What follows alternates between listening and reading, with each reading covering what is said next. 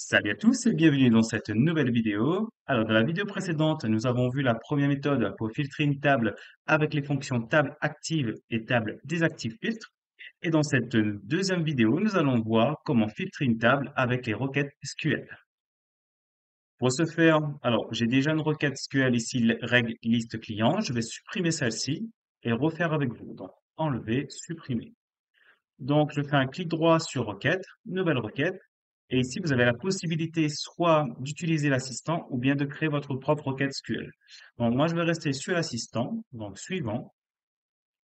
Ensuite, on me propose de lui donner un nom. Donc, je vais remettre le même nom que tout à l'heure. Donc, liste, hop, client. Donc là, je vais sélectionner ma table client, double-clic sur tous les colonnes. Et ensuite, il faudra juste préciser quels paramètres, du moins sur quelle colonne on veut filtrer. Moi, je vais filtrer par exemple sur colonne. Donc, je fais un clic droit ici, nouvelle condition. Et comme tout à l'heure, dans la vidéo précédente, on a utilisé contient. Donc là, comme condition, on va faire contient aux paramètres. Là, vous pouvez laisser le nom par défaut ou bien lui donner un nom. Donc moi, je vais laisser par défaut param nom. OK. OK. Voilà. Et si on regarde la requête SQL, donc on a un like. Donc pourcentage, pourcentage. Donc là, on lui dit, recherche-moi le nom, peu importe, comment dire, peu importe le caractère tapé par l'utilisateur. Voilà. Donc ici, on referme. Voilà. Ensuite, alors, comme moi, je vais filtrer au niveau du nom. Donc ici, moi, je n'ai plus besoin de ce champ de saisie. Ensuite, au niveau du code, j'utilise une fonction charge client qui désormais doit avoir un paramètre dont ce paramètre va me servir à filtrer ma requête. Donc là, ce que je vais faire, nom est une chaîne. Voilà.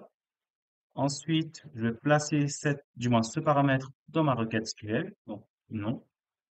Et ici, je vais lui préciser sur quel champ filtrer. Donc ici, saisir, rechercher un client.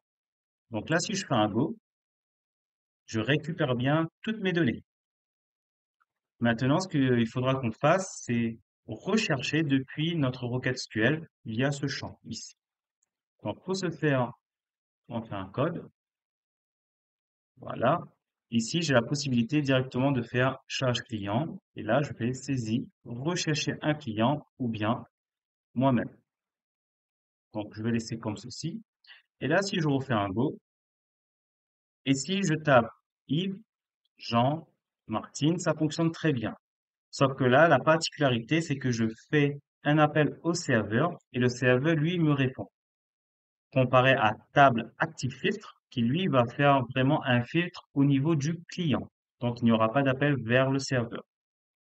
Par contre, là, la problématique, c'est que si je m'amuse à taper tout ça, là, en fait, il va faire plusieurs requêtes vers le serveur. Et si vous êtes, par exemple, plus de 1000 personnes à utiliser l'application et que les personnes s'amusent à faire ça, ça va saturer le serveur et ça peut directement planter l'application. Donc, pour éviter tout ça, pardon, nous allons utiliser des attributs. Donc, déjà, on va supprimer tout ça. On va refermer ceci.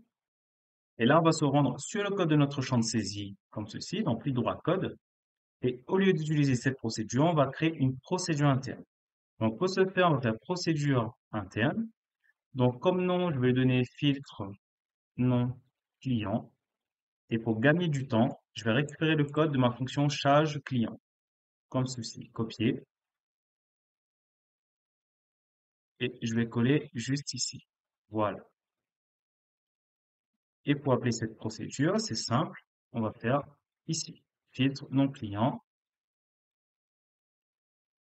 moi-même. Voilà. Donc, on refait un go.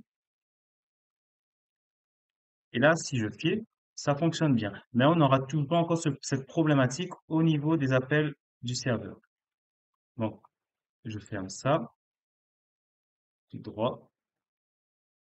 Pour déclarer des attributs, c'est simple. Juste après votre procédure, vous allez faire double flèche, comme ceci, et Windev vous propose différents types d'attributs. Dans mon cas, moi, j'ai besoin du délai. Donc, moi, je vais exécuter ma procédure au bout de 500 millisecondes. Donc là, si je fais un go, et que je tape Jean, ça va fonctionner. Sauf que là, j'aurai une problématique.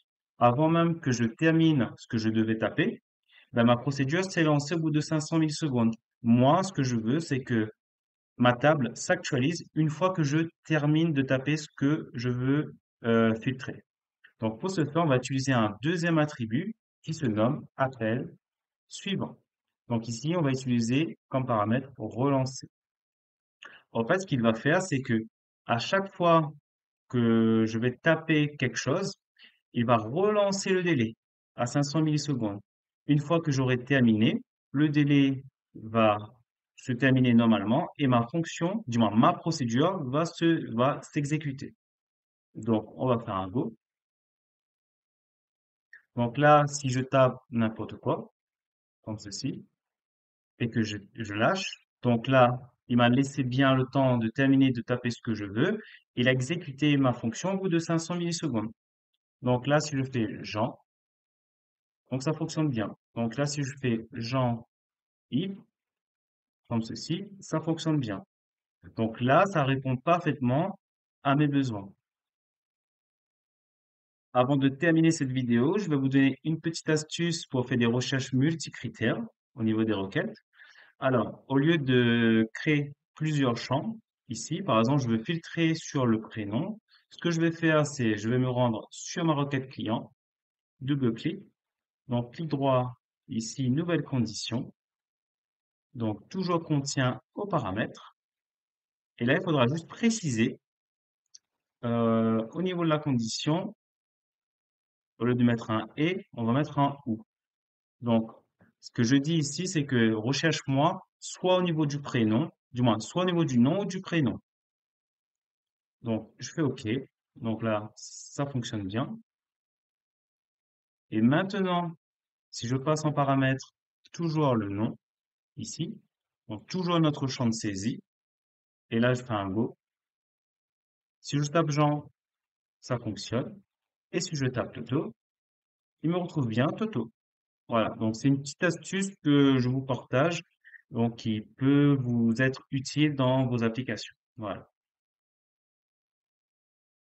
Voilà, c'est tout pour cette vidéo. Si celle-ci vous a plu, n'hésitez pas à liker, à commenter, à partager autour de vous. Et on se dit à très bientôt dans une prochaine vidéo. Ciao!